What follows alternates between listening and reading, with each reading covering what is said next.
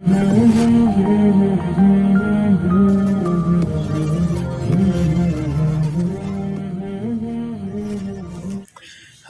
باللہ من الشیطان الرجیم بسم اللہ الرحمن الرحیم وَلِرَبِّكَ فَاصْبِرْ فَإِذَا نُقِرَ فِي النَّاقُورِ فَذَلِكَ يَوْمَئِذٍ يَوْمٌ عَسِيرٌ عَلَى الْكَافِرِينَ غَيْرُ يَسِيرٌ۔ یہ سورۃ المدثر کی 7ویں آیت سے آغاز ہے، اور اس میں فرمایا اور آپ اپنے رب کے لیے صبر سے کام لیں۔ صبر کرنا ہو یا کوئی اور نئے کام کرنا ہو، وہ ہوتا ہی اللہ کے لیے ہے۔ تو بظاہر تو ہمیں سمجھ آتا ہے کہ یوں ہونا چاہیے تھا فصبر، آپ صبر سے کام لیں، یعنی جہاں صبر کا موقع ہو تو صبر کریں۔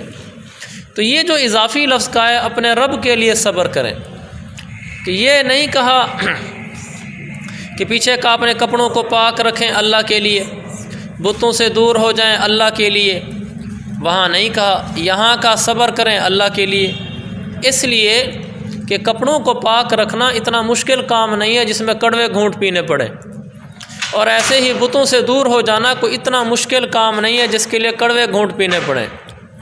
صبر کرنا مشکل کام ہے، اس میں کڑوے گھونٹ پینے پڑتے ہیں۔ آدمی کو کچھ سمجھ نہیں آ رہی تھی کہ اب صبر کروں، برداشت کروں یا بدلہ لوں اور آگے سنوں، تو اس موقع پر فرمایا اپنے اللہ کے لیے صبر کر لو، یعنی یہ سامنے رکھو کہ میں اللہ کا حکم سمجھ کر صبر کر رہا ہوں، ورنہ میں جس غصے میں تھا میں کبھی صبر نہ کرتا، لیکن چونکہ میرے رب نے مجھے حکم دیا ہے میں اس لیے صبر کرتا ہوں۔ تو جب انسان غصے کے وقت میں اپنے اللہ کو سوچ لے گا کہ میرے اللہ کا مجھے حکم ہے، وہ اس کی جزا بھی بہت دیتا ہے۔ تو جب آپ نے اللہ کے لیے صبر کیا تو اللہ نے پھر یہ بھی فرمایا ان اللہ مع الصابرین، اگر تو نے میرے لیے صبر کیا ہے تو میں پھر تیرے ساتھ ہو گیا ہوں، اور جس کے ساتھ رب ہو جائے اس کے سارے کام بن جاتے ہیں۔ پھر چونکہ صبر کرنا مشکل کام ہے، اس لیے فرمایا انما یوفی الصابرون اجرہم بغیر حساب، اللہ تعالیٰ اجر دے گا بغیر حساب کے۔ تو صبر کرنا ایک بہت مشکل کام ہے، بڑے بڑے ماشاءاللہ یہاں پھسل جاتے ہیں۔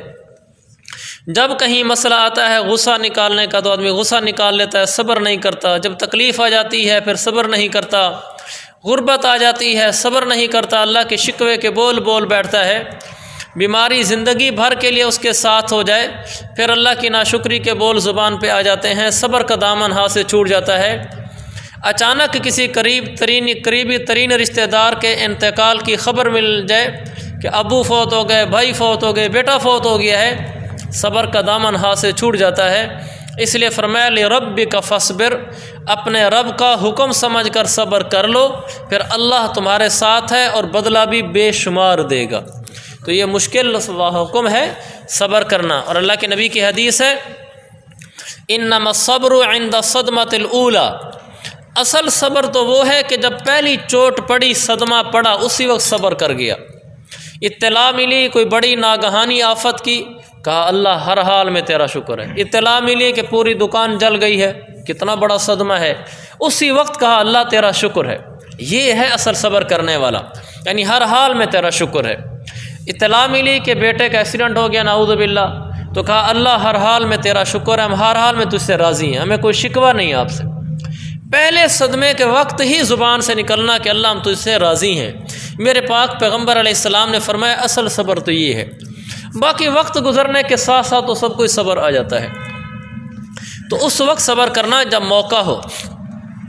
امام زین العابدین رحمۃ اللہ علیہ کا غلام تھا، اور وہ تنور کے اندر سیخ ڈال کر اس سے کوئی چیز بھون رہا تھا، تو وہ ان کا چھوٹا سا بچہ امام زین العابدین رحمۃ اللہ علیہ کا وہ ساتھ لیٹا ہوا تھا، تو وہ جو اس کے ہاتھ سے لمبی بڑی سیخ تھی جو تندور میں وہ ڈالتے تھے، وہ جو چھوٹی تو بچے کے اوپر جا کے لگی، اور وہ کسی غلط جگہ پہ جا کے لگی جس سے وہ فوراً فوت ہو گیا۔ تو غلام تو نوکر سے بھی بہت کم درجے کی چیز ہوتا ہے، غلام تو بکا ہوا ہوتا ہے، نوکر ہمارا بکا ہو تو نہیں ہوتا، میں چھوڑ کے بھی جا سکتا ہے۔ تو جب اس کو پتہ چلا کہ بچہ فوت ہو گیا ہے، یعنی اس غلام کو پتہ چلا، وہ الگ گھبرا گیا، اور امام زین العابدین کو پتہ چلا کہ میرے غلام کی سیخ کی وجہ سے وہ فوت ہوا ہے۔ آپ صبر دیکھیں اللہ والوں کے، اہل بیت کے کس اعلیٰ درجے کے تھے۔ امام زین العابدین جب گئے اور بچہ فوت ہوا پڑا تھا اور وہ غلام ساتھ کھڑا تھا، کہا یا بنیہ انک لم تتعمد، بہت بڑا بول ہے۔ اس اپنے ملازم غلام کو یہ نہیں کہا او ایسے تیسے، کہا اے میرے پیارے بیٹے، اس کو کہا جس نے سیخ جس کے ہاتھ سے چھوٹی تھی، کہا میرے پیارے بیٹے مجھے پتہ ہے کہ آپ نے جان بوجھ کے تو کیا نہیں، لہذا کوئی بات نہیں ہے۔ یہ بڑا صدمہ ہے اور بڑا صبر ہے۔ تو ایسا صبر اللہ تعالیٰ میں عافیت دے، لیکن کوئی وقت آ جائے تو جو ایسے صبر کر جاتے ہیں پھر میرا رب فرماتا ہے میں اجر بھی بے حساب دیتا ہوں۔ اگر اس وقت ہی پھٹ پڑے اور بعد میں معافیاں مانگتے پھر رہے ہیں، یہ بھی اچھی چیز ہے لیکن دوسرے درجے کی چیز ہے۔ تو صبر کا ہمیں حکم ہے، اور صبر کرنے والوں کے ساتھ اللہ ہے، اور شریعت کے ہر حکم پر چلنا یہ بھی ایک صبر ہوتا ہے کہ اس وقت دل کچھ اور چاہ رہا ہوتا ہے، انسان کو حکم کی طرف چلنا پڑتا ہے، تو یہ بھی ایک صبر ہے۔ تو اللہ تعالیٰ عافیت کی زندگی دے، لیکن مشکل ہو تو ہم صبریت کریں کہ ہم صبر کریں گے۔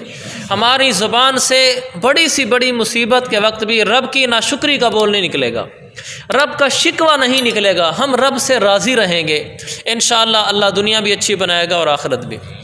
آگے قیامت کے دن کا نقشہ کھینچا ہے، جب فرمایا فَإِذَا نُقِرَ فِي النَّاقُورِ، جب سور میں پھونک مار دی جائے گی تو یہ ایسا دن ہوگا جو بڑا سخت ہوگا، اور کافروں پر یہ آسان نہیں ہوگا یہ دن۔ پھر اللہ تعالیٰ نے ایک خاص کافر کا تذکرہ کیا ہے جس کا نام ولید بن مغیرہ ہے۔ یہ کافروں میں بہت بڑا سردار تھا، مکہ مکرمہ سے لے کر طائف تک مختلف مقامات پر جا بجا اس کے باغات پھیلے ہوئے تھے، لاکھوں کروڑوں کی آمدنی میں کھیلتا تھا جیسے مفسرین نے لکھا ہے، اور 10 بیٹے، بعضوں نے کہا کہ 13 بیٹے تھے اس کے، اور یہ اللہ کے نبی صلی اللہ علیہ وسلم کو جھٹلاتا تھا اور قرآن کا انکار کرتا تھا۔ ایک دفعہ حالانکہ دل سے مان بھی گیا تھا کہ قرآن سچا ہے، حضور صلی اللہ علیہ وسلم قرآن پڑھ رہے تھے، یہ قریب سے گزراتوں کے عرب تھے، قرآن تو سمجھتے تھے، تو اس نے قرآن کی آواز سننا شروع کی تو وہاں ٹھہر گیا۔ جب قرآن سنا تو اس کے اوپر قرآن اثر کر گیا، تو ایک دم یہ وہاں جو لوگ تھے تو بولنے لگا، اس کی زبان سے جو الفاظ بے ساختہ جاری ہوئے تو کہنے لگا میں نے آج ایسا کلام سنا ہے جو واللہ کسی انسان کا بنایا ہوا کلام نہیں ہو سکتا، یا نہ کسی جن کا کلام ہو سکتا ہے، یہ کوئی آسمان سے اترا ہوا کلام ہے۔ پھر کہنے لگا ان لہ لحلاوہ و ان لہ لطلاوہ، بہت میٹھا کلام ہے، بہت خوبصورت کلام ہے، بڑا اچھا کلام ہے، کسی انسان کا کہا ہوا نہیں ہے، یہ کلام بلند رہے گا، یعلو ولا یعلی علیہ، اس کلام کے اوپر کوئی کلام غالب نہیں آ سکتا، یہ بول اس نے بولے۔ بعد میں ابو جہل کو پتہ چلا کہ یہ ولید بن مغیرہ قرآن کے بارے میں یہ کہہ آیا ہے، تو ولید بن مغیرہ کے پاس ابو جہل آیا، اس کو تنزن کہا۔ انسان کو غربت کا تانا دو نا یا پیسے کا تانا دو تو ذرا ہائپر ہو جاتا ہے، ذرا جلدی جذباتی ہو جاتا ہے وہ۔ تو اس نے آ کر کہا ابو جہل نے کہ اچھا مسلمانوں سے دوستی لگانا شروع کر دی ہے، ان کے کلاموں سے دوستی لگانا شروع کر دی ہے، اور ابو بکر صدیق کے پاس آتا جاتا ہے، اس نے ان کے پاس بھی گیا تھا یہ ولید بن مغیرہ، چونکہ ابو بکر صدیق رضی اللہ عنہ بڑے مالدار تھے، کہا ان کے پاس آتا جاتا ہے، لگتا ہے کچھ مال کا شوق ہے کہ مال بڑھ جائے، مالداروں کے پاس آؤں گا جاؤں گا پیسے بڑھیں گے۔ تو کہنے لگا نہیں ایسی کوئی بات نہیں ہے، میرے اپنے پاس بڑا مال ہے۔ اس نے کہا پھر قرآن کی تعریف کیوں کی ہے؟ کہنے لگا تو ویسے میری زبان سے نکل گیا تھا۔ تو ابو جہل کہنے لگا نہیں اس طرح ہم نہیں مانتے، سب کے سامنے جا کر کہے کہ یہ قرآن جھوٹا ہے اور غلط ہے، ان باتوں سے ہم نہیں مانتے کہ ویسے بس میری زبان سے نکل گیا تھا۔ تو کہنے لگا میں تیار ہوں اس کے لیے۔ پھر یہ بدبخت گیا ولید بن مغیرہ، اور پھر جا کر کافروں کے مجمع میں وہاں کہا کہ یہ جو کلام میں سن کر آیا ہوں یہ جادوگر کا کلام ہے، یہ حقیقی کلام نہیں ہے۔ تو کہنے کا مطلب یہ تھا کہ کافر بھی ایک دفعہ تو مان جاتے تھے، پھر ان کو جذباتی کیا گیا یا معاشرے نے پریشر ڈالا تو پیچھے ہٹ گئے، لیکن جب اندر کی آواز تھی نا وہ یہی تھی کہ قرآن سچا ہے اور اسلام سچا ہے۔ میں نے پہلے بھی آپ کو واقعہ سنایا تھا، ابو جہل کا ایک دوست مسلمان ہو گیا، اس نے ابو جہل سے کہا کہ تمہیں وہ جملہ یاد ہے ایک دفعہ تم نے کہا تھا؟ کہنے کا کیا جملہ؟ کہا ایک دفعہ ہم بیٹھے تھے تم نے کہا تھا واللہ ان محمد لصادق۔ اتنی طاقت ہے اس جملے میں، کاش اب عربی گرامر جانتے ہوتے پھر اب سمجھتے کہ اس کی کیسی طاقت ہے۔ کہ تم نے یہ کہا نہیں تھا کہ مجھے اللہ کی قسم رتی برابر بھی اس میں شک نہیں ہے کہ محمد بالکل سچا آدمی ہے؟ کہ تم نے کہا نہیں تھا؟ کہنے لگا کہا تھا۔ کہا میں تو مسلمان ہو گیا ہوں تو واقعی سچا ہے، آپ کیوں نہیں ہوتے؟ تو کہنے لگا کہ اگر میں مسلمان ہو گیا تو مجھے قریش کی لڑکیاں تانا دیں گی کہ ایک یتیم کے پیچھے چل پڑا ہے، سرداری میری ختم ہو جائے گی، تو اب وہ بات جو اب ہے میری چودراہٹ کی وہ تو رہے گی نہیں، پھر تو ماتحت ہو جاؤں گا، ان کے نیچے لگ جاؤں گا، اس لیے نہیں ہو سکتا۔ تو میرے عزیز بزرگوں، کافروں کو بھی پتہ تھا قرآن سچا ہے اور اسلام سچا ہے، لیکن ان کی اپنی دنیاوی مجبوریاں تھیں۔ تو اس میں ولید بن مغیرہ نے بڑی ہٹ دھرمی دکھلائی تھی، قرآن کا انکار کر دیا تھا، تو اس پر اللہ نے فرمایا ذرنی ومن خلقت وحیدا، میرے حبیب آپ مجھے اور اس کو چھوڑ دیں جس کو میں نے اکیلا پیدا کیا۔ اکیلا پیدا کیا کیا مطلب؟ جب یہ پیدا ہوا نہ اس کے پاس مال تھا نہ دولت تھی، کچھ بھی نہیں تھا۔ جب انسان پیدا ہوتا ہے تو کچھ نہیں ہوتا، بعد میں مال آتا ہے۔ اس کو جو میں نے مال دیا ہے میں نے دیا ہے۔ اب یہ آج فخر کرتا ہے وَجَعَلْتُ لَهُ مَالًا مَمْدُودًا، اور میں نے اس کو ایسا مال دیا ہے جو دور تک پھیلا پڑا ہے، مال ہی مال ہے، مکہ سے لے کر طائف تک مختلف مقامات پر اس کے باغات تھے۔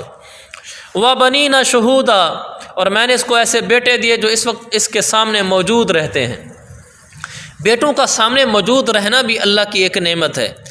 بعض لوگ اپنے بیٹوں کو اپنی آنکھوں سے دور کر دیتے ہیں، اور یا تو کمانے کے چکر میں باہر ملک جاؤ، بس پیسہ آتا رہے، باقی تم جیسے کیسے بھی رہو۔ اپنے بیٹوں کو اس طرح دور نہیں کرنا چاہیے کہ کوئی وجہ بھی نہ ہو۔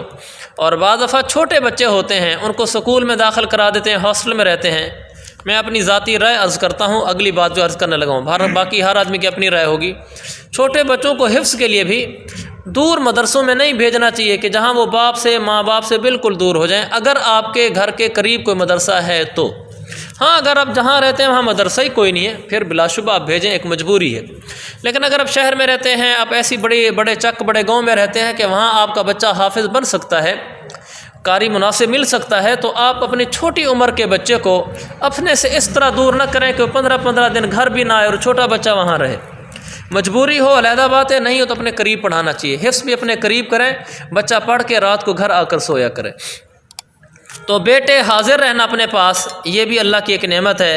وَمَهَّدتُّ لَهُ تَمْهِيدًا، مَهَّدتُّ، اس میں نا جو دال ہے یہ نہیں پڑھیں گے، مَهَّدتُّ ہا کے بعد ڈائریکٹ تا پڑھیں گے، اور پھر ہا کے اوپر بھی شد ہے اور تا کے اوپر بھی شد ہے، مَهَّدتُّ لَهُ تَمْهِيدًا، اور میں نے اس کے لیے ہر کام کے راستے ہموار کر دیے ہیں۔ ثُمَّ يَطْمَعُ أَنْ أَزِيدَ، پھر بھی وہ یہ لالچ کرتا ہے کہ میں اسے اور دیتا چلا جاؤں۔ کلا، ہرگز ایسا نہیں ہو سکتا کہ اس کو مزید اور دیتا چلا جاؤں، اب میری پکڑ میں آئے گا۔ یہ بدبخت ہے، کیسا ہے؟ إِنَّهُ كَانَ لِآيَاتِنَا عَنِيدًا، اللہ تعالیٰ فرماتا ہے یہ ہماری آیتوں کا دشمن ہو گیا ہے، ہمارے قرآن کا دشمن ہو گیا ہے۔ یعنی اب قرآن کو کہتا ہے کہ جادوگروں کا کلام ہے، کافروں کے مجموع میں جا کر کہتا ہے، حالانکہ سمجھ چکا ہے کہ اسلام حق ہے۔ فرمایا سأرهقه صعودا، سأرهقه صعودا، اللہ فرماتا ہے میں اسے صعود پہاڑ پر چڑھاؤں گا۔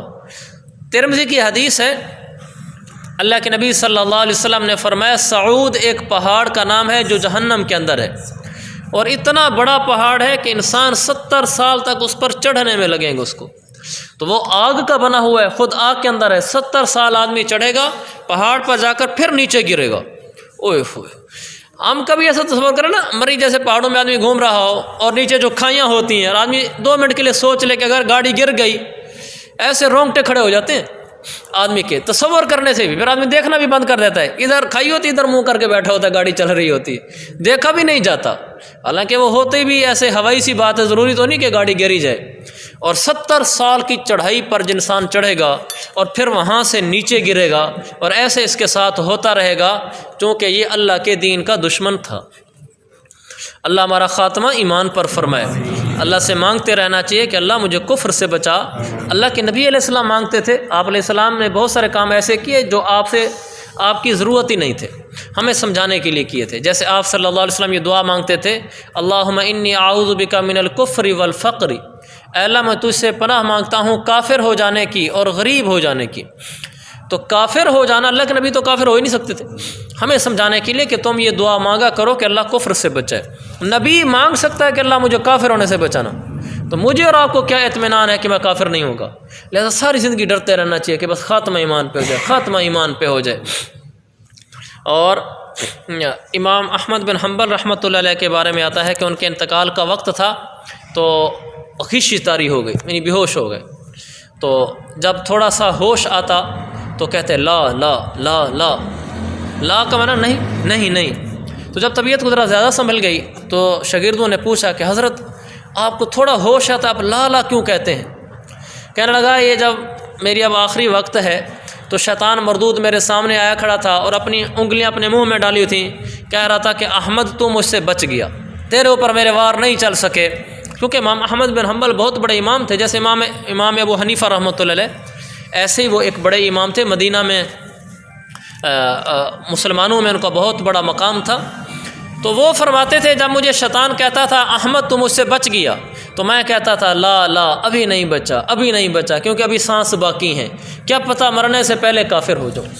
اس لیے ساری زندگی ڈرتے رہنا چاہیے اللہ سے، کبھی یہ نہیں سمجھنا چاہیے میں نیک ہو گیا ہوں، میں بزرگ ہو گیا ہوں، ہماری جنت تو پکی ہے، ہم تو ہیں ہی جنت والے، ایسا نہیں کہنا چاہیے۔ یوں کہنا چاہیے کہ اللہ سے بڑا امیدوار ہوں، انشاءاللہ وہ رب جنت دے گا، نہ امید نہیں ہو اس سے اور اکڑ بھی نہیں ہے کہ جاؤں گا ضرور، امیدوار بھی ہوں اور ڈر بھی ہے۔ ایمان الایمان بین الرجاء والخوف، ایمان امید اور خوف کے درمیان ہوتا ہے۔ مومن کو امید بھی ہوتی ہے کہ میرا رب مجھے بخشے گا انشاءاللہ، کہ اس نے مسلمان بنایا ہے، زندگی مسجد مدرسے میں گزروا رہا ہے، نیک راہوں میں گزروا رہا ہے، انشاءاللہ خاتمہ بھی ایسے ہی ہوگا۔ لیکن ڈرتا بھی ہے کہ میں یہ نہیں کہتا بس ایسے ہی خاتمہ ہوگا، میرا تو ٹھیک ہی خاتمہ ہونا ہے، ایسا بھی نہیں ہوتا، ڈر بھی رکھتا ہے۔ آگے فرمایا انہ فکر وقدر، اور اس کے بارے میں ولید بن مغیرہ کے بارے میں فرمایا کہ اس کا حال یہ ہے کہ اس نے سوچ کر ایک بات بنائی، یہی بات بنائی کہ قرآن کو ہم یہ کہیں گے کہ جادوگر کا کلام ہے۔ اس نے ایک بات بنائی فقتل کیف قدر، خدا کی مار ہو اس پر کہ اس نے کیسی بات بنائی، ثم قتل کیف قدر، دوبارہ خدا کی مار ہو اس پر کیسی بات بنا لی اس نے، لا کے جا کر لوگوں کو یہ کہا کہ یوں کہا کرو کہ یہ جو کلام ہے یہ جادوگر کا کلام ہے، کیسی بری بات بنا لی اس نے۔ ثم نظر، پھر اس نے ایک نظر دوڑائی، یعنی جب اس نے یہ باتیں کہیں تو لوگوں کو دیکھا دائیں بائیں کہ کتنی اچھی بات میں نے کہی ہے۔ ثم عبس وبصر، پھر تیوری چڑھائی اور منہ بنایا، یعنی تکبر کیا اسلام کو قبول کرنے سے، ایسے کہتا ہوں چل اسلام کی کیا ضرورت ہے، یہ مراد ہے اس سے۔ ثم ادبر واستکبر، پھر پیچھے کو مڑا اور تکبر دکھلایا، غرور دکھلایا کہ ہمیں قرآن کی ضرورت نہیں ہے، جھوٹا کلام ہے۔ پھر کہنے لگا فقال، کہنے لگا ان ھذا الا سحر یؤثر، ھذا لمبا کھینچیں گے، سحروئی پڑھیں گے، سحروئی یؤثر، یو پڑھیں گے چونکہ واو کے اوپر حمزہ ہے نا تو جھٹکا دیں گے، یوسر نہیں پڑھنا، سحروئی یؤثر، وقف کر رہا ہوں اس لیے یؤثر پڑھ رہا ہوں ورنہ یؤثر ہوگا۔ تو کہنے لگا یہ تو ایک جادو ہے جو پیچھے سے منقول ہے، یعنی ایک جادو ہے جو پیچھے سے چلا آ رہا ہے، یعنی حضور علیہ السلام جو باتیں کرتے ہیں یہ جادوگروں سے سن سن کر ہمیں بتاتے ہیں، یہ کوئی قرآن نہیں ہے۔ پھر کہنے لگا ان ھذا الا قول البشر، بس یہ تو ایک انسان کا ہی کلام ہے۔ پہلے کیا کہہ کر آیا تھا واللہ ما ھذا کلام البشر، اللہ کی قسم یہ کسی انسان کا کلام نہیں ہے۔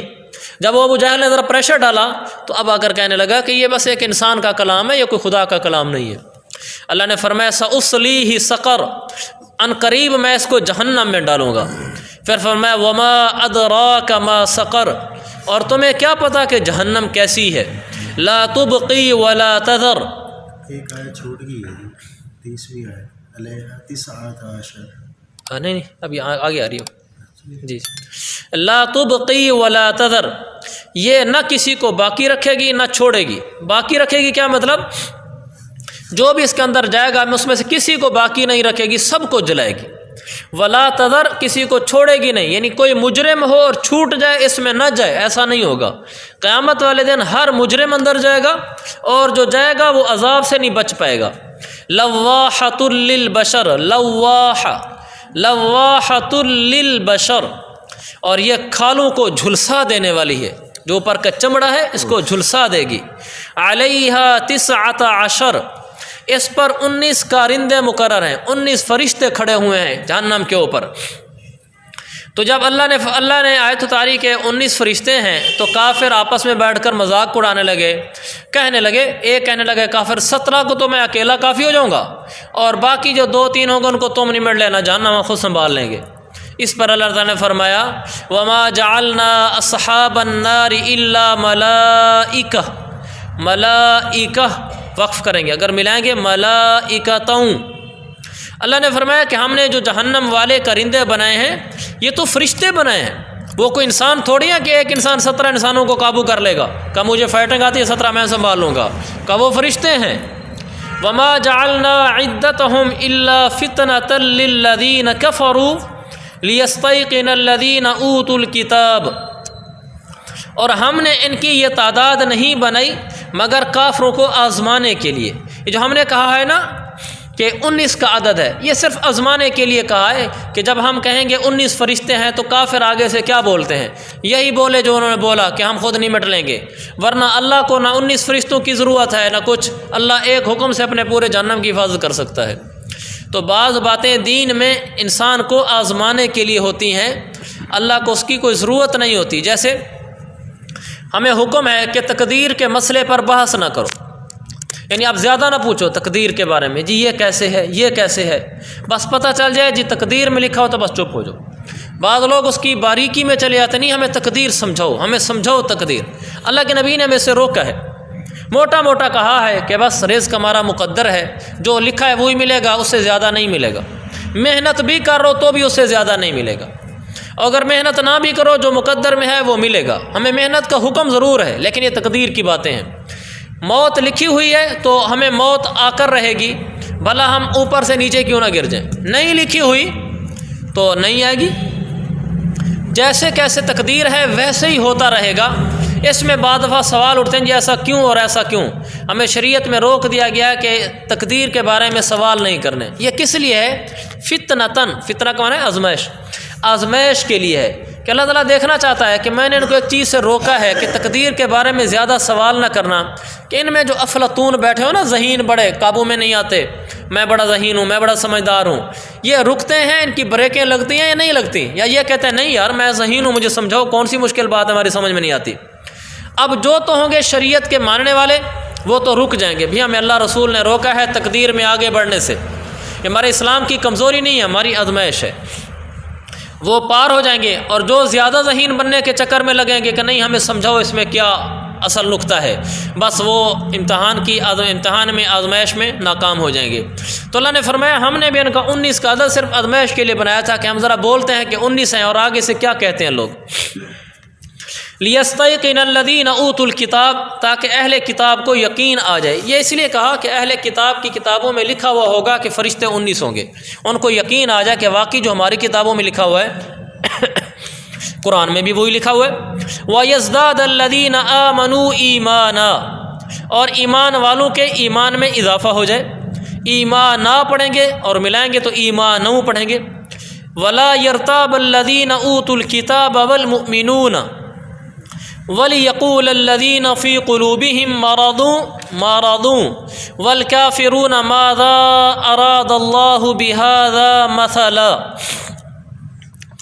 اہل ایمان جو ہیں ان کے ایمان میں اضافہ ہو، اور اہل کتاب اور مومن لوگ کسی شک میں نہ پڑیں، تاکہ وہ لوگ جن کے دلوں میں روگ ہے، منافقت ہے، وہ لوگ جو کافر ہیں وہ یہ کہیں کہ ماذا اراد اللہ بہذا مثلا، اللہ اس طرح کی عجیب باتوں سے کیا کہنا چاہتا ہے، کبھی کہتا ہے 19 فرشتے ہیں، کبھی قرآن کیسا بھیج دیتا ہے، وہ اس طرح کی ٹیڑھی باتیں کریں گے۔